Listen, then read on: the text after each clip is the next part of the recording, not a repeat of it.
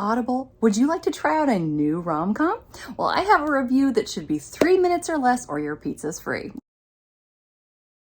Hi guys, it's B. Welcome to my channel, Mama Needs to Read Some Romance. I just got home from a walk and I was listening to the great new Audible original, The Stand-In by Lily Chu. It's performed by Phillipa Soo, who plays Alexander Hamilton's wife in Hamilton, or the original Broadway cast, that is. She did a tremendous job. So this book is about Gracie Reed. She's a gal trying to do her best. She's got a boss who is kind of smarmy. He's been sort of putting the moves on her, and then he decides to fire her when he knows she's not going to go with his requests. Her mother has Alzheimer's and she is in a home that Gracie desperately wants to move her out of. So Gracie is not in a good position when all of a sudden people start taking her pictures. They think that she is Wei Fengli, famous Chinese movie star who happens to be in town. Who else believes that Gracie looks just like Wei Fengli?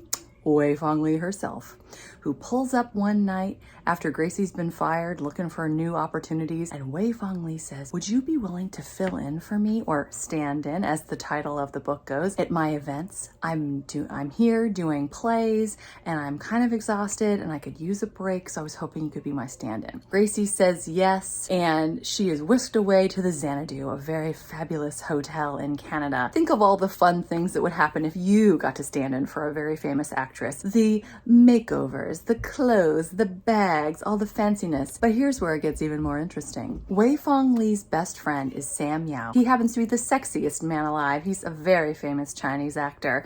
I was picturing Simu Liu, I think that's how you pronounce his name, in my mind as I was listening. And he's pretty easy on the eyes. Unfortunately, for the first 4 hours of this 11-hour book, he is a jerk, but he does come around, and he and Gracie start to notice they have feelings for one another. For me, some of this book kind of dragged on. I was hoping for a little bit more romance, but I have to say it's a really heartwarming story. The last hour is incredibly heartwarming. There's a couple twists and turns I did not anticipate, and it's a really satisfying ending. And if you're someone who enjoys books where the only hint of a love scene is, "I'm glad I shaved my legs," then this is definitely the story for you.